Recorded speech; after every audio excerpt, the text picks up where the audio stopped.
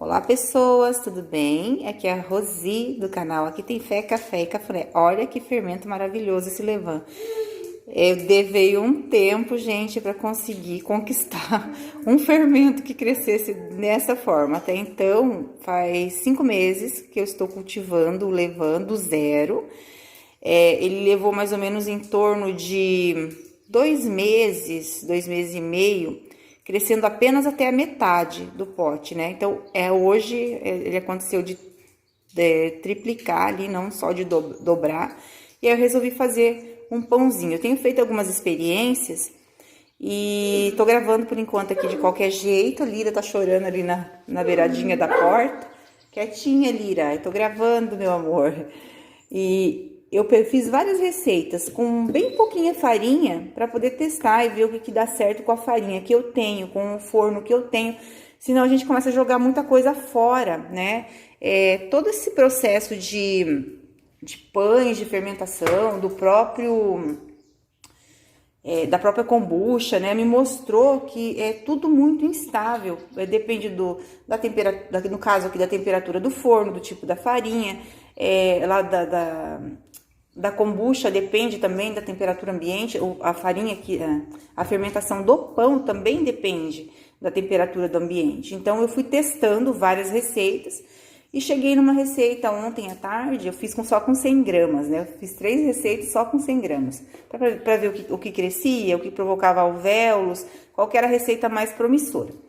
E aí eu vou passar ela para vocês aqui, tá? Eu tô fazendo com 300 gramas de farinha, vou fazer na panela de alumínio, que é a panela que eu tenho, né? E aqui tem 60 gramas de água, tá? São 300 gramas de trigo, 60% de água para essa farinha que eu tô usando. É a farinha Venturelli, tá? Aquela comum. E não é premium, não é nada, né? É só a farinha normal, Venturelli. E aqui 180 gramas de água, tá? Quando eles falam 60%, 70%, depende da farinha que você usa, ela não aguenta a umidade da massa e ela não chega a ficar da forma que é necessário ficar, que é fazer aquele ponto de véu, ela começa a ficar muito mole, né? E não dá aquele ponto. Então, essa farinha aqui, eu cheguei à conclusão que é 60% de água mesmo, não adianta colocar mais, porque vai dar errada a receita, tá? Pra quem vai fazer com a Venturelli. Eu tentei com a Anaconda, não gostei muito, e assisti vários vídeos, vi várias receitas, e cheguei à conclusão que pra mim aqui a Venturelli, na região onde eu tô, é a que funcionou melhor, tá bom? Então, eu vou colocar aqui, vou misturar bem até essa água incorporar na farinha. Vou deixar 1 hora em autólise. A autólise é quando a farinha, ela incorpora toda a água e o glúten começa a desenvolver, tá? Isso é muito importante para sua massa, para o resultado final. Eu vou deixar 1 hora, vou misturar bem primeiro, tá, gente? Vou misturar aqui com a colher, vou pôr a mão aqui dentro, vou amassar essa massinha. Vou deixar a água bem incorporada nesse trigo e vou deixar 1 hora tampadinha aqui pra gente poder fazer a continuidade da massa daqui a pouco. Pronto, olha, a farinha já tá bem misturada com a água, tá? Agora eu vou colocar um saquinho de plástico aqui por cima para que essa massa não resseque, senão ela forma uma película seca, grossa, e aí sai fora da receita, tá, gente? Cobre a massa aí com um plastiquinho, por mais que ela ainda não está no estágio de todos os ingredientes aqui, não interessa, tá? A partir daqui, se você deixar descoberto, vai formar uma película em cima e você perde uma parte da massa, tá? Então, cobre ela aí 1 hora de autólise. Então, já faz 1 hora que a nossa massa está em autólise. Olha como é que ela tá desenvolvendo, né, o glúten. Né? E a gente vai fazer a misturinha agora aqui, tá? Eu vou colocar 6 gramas de sal na massa.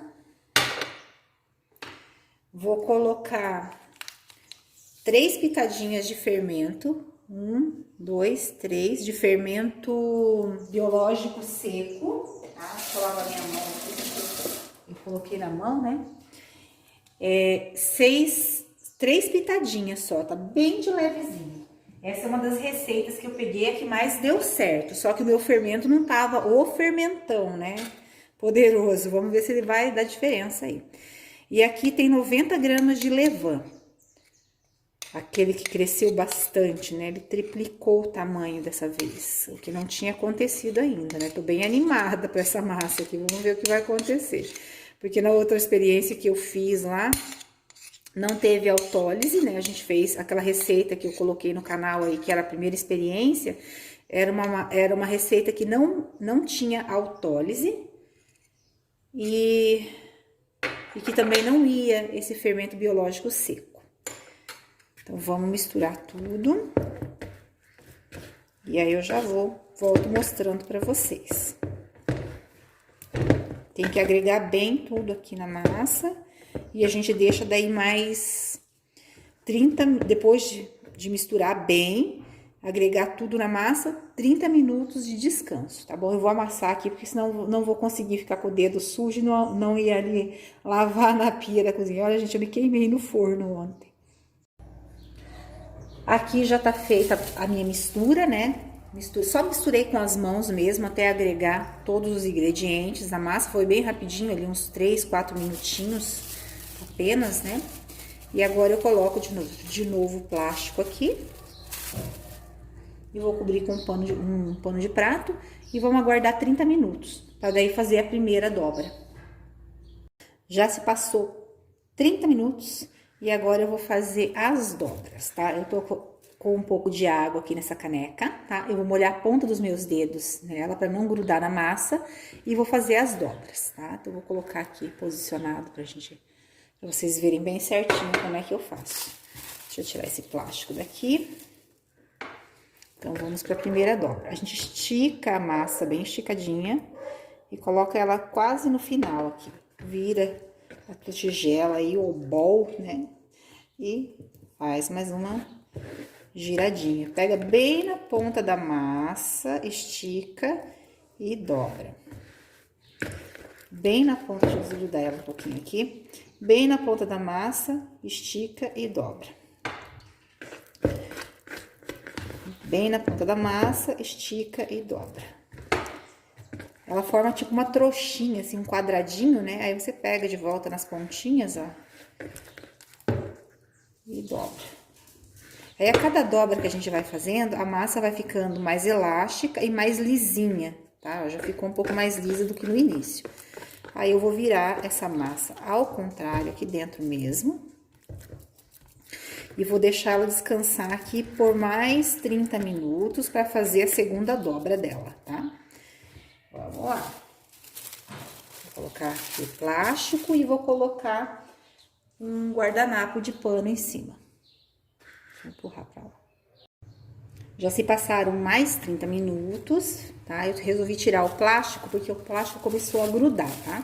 Aí eu tirei e deixei só ali no pano de prato, para poder não ressecar a massa. Então, o que acontece? Ela vai ficando cada vez mais lisinha, como eu falei para vocês, tá? Tô com a mão aqui dentro da xícara com água, da caneca com água, e vou fazer o mesmo processo. Vou mandar o meu dedo direito aqui. Estico ela bastante, tá? E coloco aqui até um pedaço. Vira um pouquinho. Agora, eu não vou fazer tantas dobras, só 4, tá? Aqui e dobro aqui. Pego ela. Ela vai ficando mais fácil de manusear, até colando menos na mão, ó. Pode ver que até ela tem mais dificuldade para ficar coladinha aqui, ó.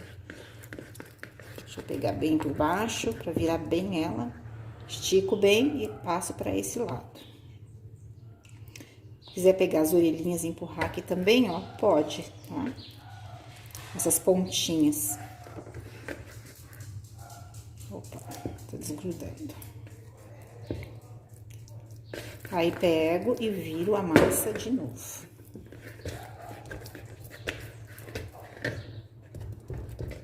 Vou dar uma alisadinha nela aqui, pra não ficar tão feio. Então, essa é a segunda dobra. E tem mais uma dobra desse jeito, molhando a mão na água. Depois da terceira dobra, né? Ela começou a levantar bolha aqui já. Aí, na quarta, a gente não faz com água, a gente faz com farinha na bancada, tá bom? Agora, estou de volta para a terceira dobra, tá? Já passou 30 minutos, molhei de novo as pontas dos dedos e a gente vai fazer o mesmo processo. Você pode perceber, ó, que a massa tá cada vez mais elástica e cada vez mais lisinha, mais bonita, né? Ela tava toda arrepiada no início das dobras. Deixa eu molhar mais um pouquinho, senão gruda demais na mão, é ruim. Acho que dá pra ver. Você vai fazendo dobras, assim, vai girando, né, a tigela e vai fazendo dobras ao redor da massa. É bem simples, olha que bacana. Já tá, é uma coisa que eu percebi a cada vez que eu fui fazendo a fermentação, a cada semana, né, cada semana o fermento vai ficando mais forte, tá? Foi a primeira vez que o fermento triplicou de tamanho, tá? De um dia pro outro e tá acontecendo coisas que não aconteciam antes, tá acontecendo bolhas, ó, na massa que não fazia anteriormente quando eu tentava fazer o pão, tá? Então, o que que eu falo pra vocês? Assim, de toda a pesquisa que eu já fiz na internet, seja em sites, blogs, ou até no YouTube mesmo, eu encontro sempre a mesma coisa falando a respeito de fazer o fermento do zero, tá? E eu entendi que há um erro de interpretação de quem explica, e eu perdi farinha, olha, foi, sei lá, alguns quilos de farinha aí tentando fazer o fermento do zero. E aí eu entendi o processo. Depois eu posso passar para vocês como fazer o fermento do zero, para vocês entenderem. Leva bastante tempo, dependendo da região que vocês estejam, mas não, olha, não tem nada a ver com aquilo que eu percebi que o pessoal passa ali. Eles passam um processo de 15 dias no máximo, você joga fora se não deu certo e começa de novo. E não é assim, tá? Eu entendi, até por causa da kombucha, eu entendi que a fermentação, né, e é uma coisa meio lógica mesmo, ela é um processo demorado para começar do zero, né? E pra gente chegar num estágio de fazer um pão. Tem que ter um pouco de paciência aí, então tá. Aqui vai ficar de novo 30 minutos, daí essa é a terceira dobra. Na próxima dobra, que é a quarta dobra, a gente vai pra bancada com farinha, beleza? Vamos fechar aqui. E vou tirar aqui desse solzinho, porque a minha cozinha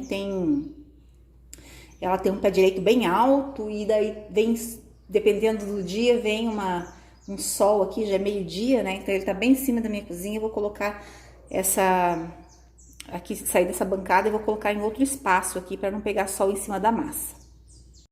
Já deu mais meia hora aqui, tá? Eu já coloquei farinha na bancada.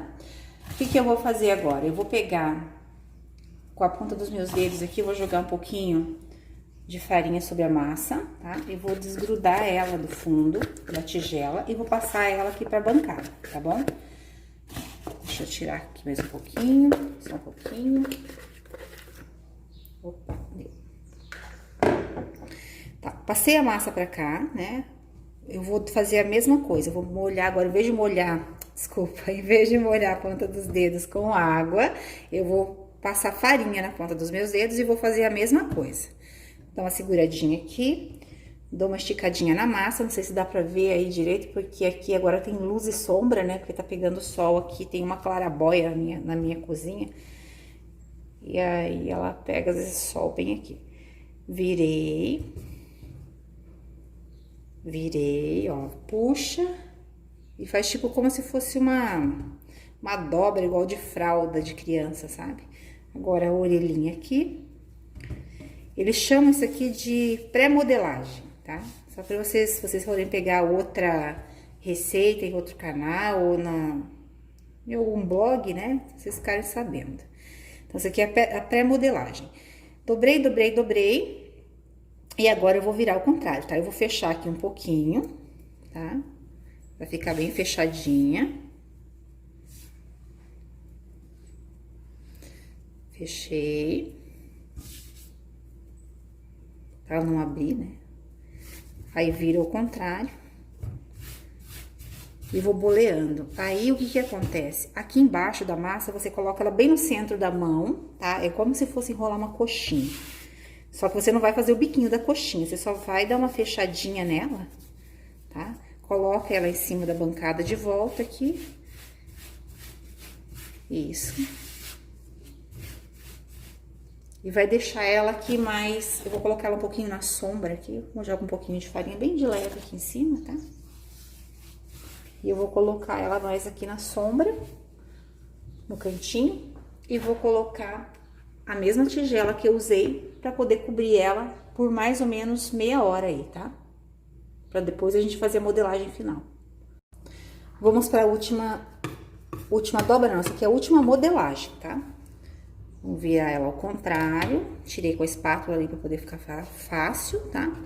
E aí a gente vai fazer a mesma coisa, eu vou segurar aqui, deixa eu puxar mais pra cá, eu vou segurar aqui, deixa eu pôr um pouquinho no meu dedo, vou virar, dou mais uma puxadinha, mais uma apertadinha, puxo, o meu braço ficou na frente, e pronto.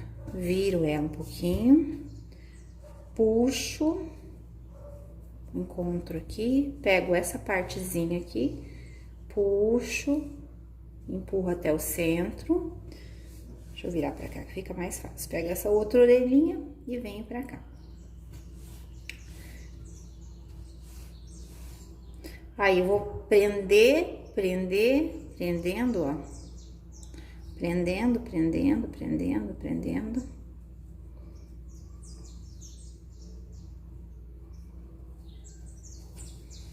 Viro ao contrário, dá mais uma apertadinha aqui pra poder fechar.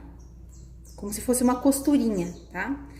E aí, essa última partezinha aqui, que a gente não fechou, que é a bundinha do pão, a gente vai puxar ela, vai colocar ela até mais ou menos a metade, né? E com calma, você vai virando e vai fazendo tipo um rocambole dela, ó, tá vendo? Mas sem apertar. Nunca você aperta ela, não é igual amassar pão. Pão tradicional que a gente faz em casa, que a gente tem que sovar o pão, tá? Então, virei ela ao contrário, ela já tá enchendo de bolinha ali de volta. Eu vou apertar a bundinha do pão aqui pra poder fechar. E vou fazer a mesma coisa, eu vou bolear ela, tá? Ou você pode colocar na mão aqui também, dar uma fechadinha, coloca ela na bancada, fecha ela mais um pouquinho, deixa ela ali 2 minutinhos. Depois de 2 minutos, o fundinho dela vai ter fechado um pouquinho melhor pra gente transferir ela pra dentro do baneton. Só que eu não tenho baneton, tá? O pessoal usa baneton, dizem que é melhor, provavelmente deve ser, porque é profissional, né? Uso profissional. E ele é todo vazadinho, então eu acredito que ele não segura líquido, não deixa a massa umedecida, tá? Eu tenho usado o que eu tenho em casa, tá? Eu coloco a touquinha aqui, enfarinhei, até coloquei farinha no fundo aqui para poder não grudar no fundo. Por quê? Quando a gente coloca, o pessoal fala que coloca no baneton, a farinha não deixa grudar nada no baneton, né? E aqui eu percebi que não é exatamente igual, tá? Por mais que eu coloque a touquinha, coloque a farinha, ele acaba ficando, quando eu vou tirar, ele tá um pouquinho grudadinho no fundo da tigelinha de plástico, porque ele soa, tá? E daí eu resolvi dessa vez fazer diferente. Eu coloquei bastante farinha no fundo, coloquei a touquinha, enfarinhei a touquinha e agora a gente vai transferir pra dentro. Aí o que acontece? Aqui, essa parte lisinha, a gente vai virar ela de cabeça pra baixo e a parte feia vai ficar pra cima, tá?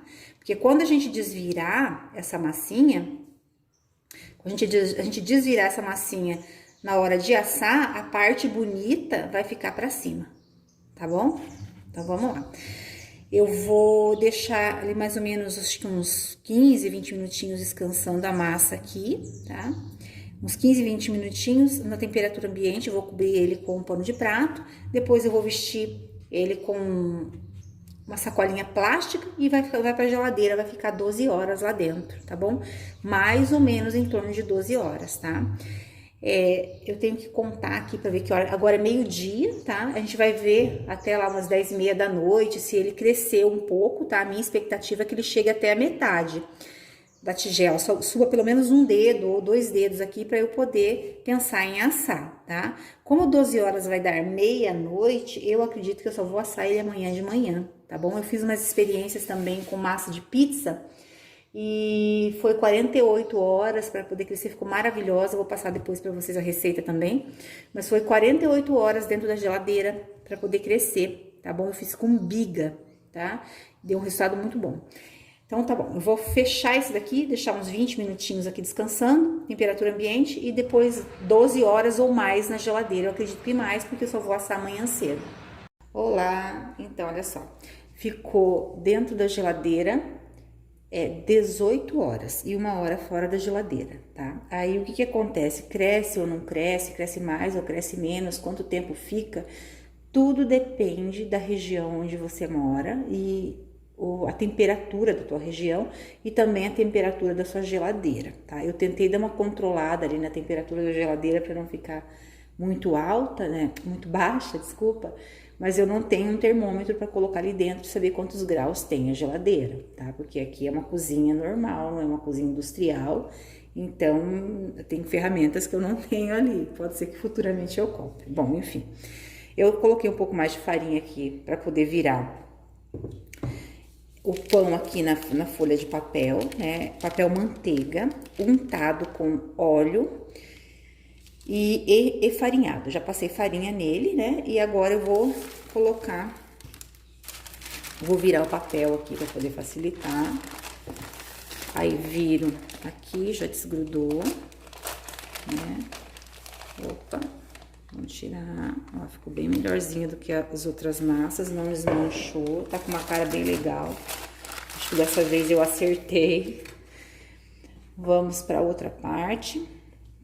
Eu vou enfarinhar um pouquinho aqui por cima, pra ver se a gente consegue fazer um desenho. Vamos ver, é a primeira vez que eu vou fazer, tá? Jogar um pouco de farinha aqui.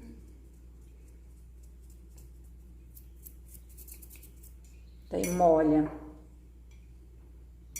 a gilete, né? Pra poder passar ela. Outra coisa que eu descobri, não pode cortar muito aqui na lateral, tá? Tem que ser um pouquinho mais aqui pra cima. Não muito no meio, mas um pouco pra cima, porque senão ele não levanta a tal da pestana. Tá?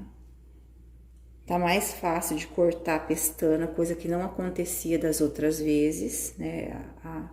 A gilete enroscava. Eu acho que essa receita tá bem legal pra esse tipo de farinha, tá?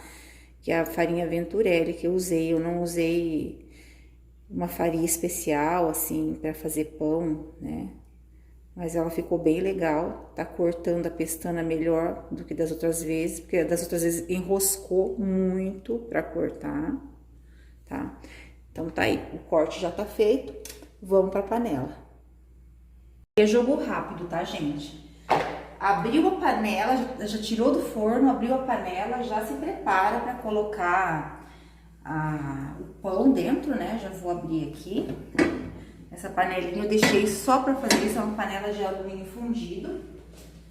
E o forno já tá ali há mais de 40 minutos. Tô colocando aqui, né, o pão dentro da panela. Próxima etapa, a tampa super quente aqui, ó, água na tampa. Fecha. De novo no forno. Esse vaporzinho de água que vai ali dentro é o que ajuda a fazer aquelas bolhazinhas, aquelas crostazinhas, sabe? Que fica parecendo uma pururuca. Coloquei no forno, meu forno é um fogão comum, tá? Ele chega assim, eu acredito que ali marca 290 graus, tá? Só que eu não tenho certeza se é 290. Então, eu não sei se esse forno ele é 290 realmente, porque eu não tenho um termômetro aqui para poder medir ele, tá? Provavelmente eu vou arrumar um para poder fazer essa medida ali, mas ele chega ali no botão dele a 290 graus, ele tá quase 1 hora quente, então eu acredito que é o suficiente para poder fazer levantar essa pestana. A massa ficou muito legal, de todas as que eu fiz, eu testei mais ou menos em torno de umas 8 receitas, né? As primeiras eu fiz receitas as receitas normais, menores que eu achei, foram de 300 gramas de farinha, e mesmo assim ficava um pão grande para um pouco não crescer o suficiente, para fazer teste. Aí na última semana eu resolvi fazer teste com um pouquinho, eu falei, gente, eu vou reduzir para 100 gramas de farinha, e eu fiz todos com 100 gramas de farinha, e cheguei à conclusão que essa era a melhor receita e realmente gostei do resultado. Ele deu muita diferença na hora de cortar, a textura. Nenhuma vez eu tinha conseguido fazer um corte assim tão perfeito, tá? Vamos torcer aí, ó, o dedinho cruzado. Dá uma olhada, gente, abriu a pestana e olha que pão lindo, já vou tirar. Ficou muito bom. Olha, gente, que lindo que ficou. Levantou uma pequena pestana, tá? Prometo que eu vou melhorar essa pestana e vou explicar pra vocês como é que consegue. Ela abriu bastante aqui, foi bem legal o resultado. Vou virar ela ao contrário, né? O teste é embaixo, ó. Som de oco, tá? Ele ficou 30 minutos assando na panela, tá? E depois dos 30 minutos eu tirei, na verdade foi 35 minutos. 35 minutos tirei a tampa da panela e deixei mais em torno de uns 15, 20 minutos, não lembro direito ali, porque eu acabei me perdendo aqui no tempo, mas até ele dourar. Na realidade eu olhei a primeira vez, ele já tava dourado, dava pra ver que tava assado, e eu deixei mais um pouquinho, tá bom, gente? Daí, assim, olha, se você achar que não tá bom, não tá bem assado, tira ele da panela, porque depois que ele tá assim, né, já assou, já levantou a pestana, ele não vai baixar mais, né? Então você só vira, bate, deu som de oco, ele tá assado. Depois eu vou cortar aí pra gente... Ah, o cheiro tá ótimo.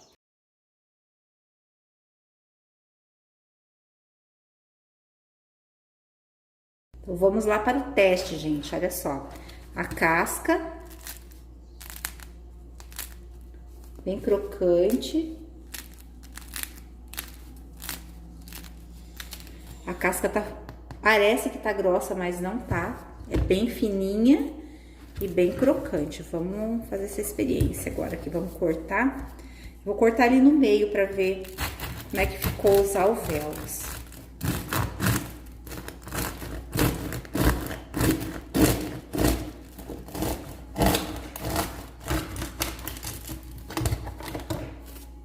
Ó, né, dá pra ver a pestana, como é que ela abriu aqui, né? Não foi o suficiente ainda, tá? É aquilo que eu falei, tem alvéolos médios, né? Não muito grandes. Olha desse lado. E ele ainda precisava ter crescido um pouquinho mais. Por que ele não cresceu o suficiente? É o meu fermento que ainda não tá poderoso, não tá power, né? Mas é aquilo que eu falei, não pode desistir. Cada dia que passa, cada alimentação que a gente faz, né? Essa alimentação do fermento, ele vai ficando cada vez mais forte e mais rápido, né? Então, assim, olha, ele tá nesse estágio aqui, crescendo o fermento mais ou menos, ele triplicou de tamanho em mais ou menos umas 12 horas, tá? E a cada dia que passa eu percebo que reduz esse tempo de fermentação, em menos tempo ele cresce mais. Então, assim, toda semana eu vou estar postando para vocês, né? Vou estar fazendo pão, porque o cheiro é maravilhoso. Eu não estou mais comprando pão na panificadora, tá? Tô fazendo em casa. E cada vez que eu faço, eu vejo uma melhora, tanto no sabor, no cheiro, né? Na casca do pão, nos alvéolos, na maciez, né? Ó, dá pra ver que mesmo ele não tendo crescido tanto quanto deveria, né, que é o resultado que a gente quer, que a gente tá buscando, ele ainda tá bem macio e sempre é muito saboroso o pão italiano, né? Ai, gente, eu vou comer com manteiga. Espero que vocês tenham gostado desse vídeo, gente, compartilha aí para as pessoas que estão buscando receitas, né, e querem aprender a fazer o pão e trocar experiências, tá bom? Curta o vídeo aí, compartilha. Obrigado por ter ficado até o final do vídeo. Tchau, tchau. Até mais.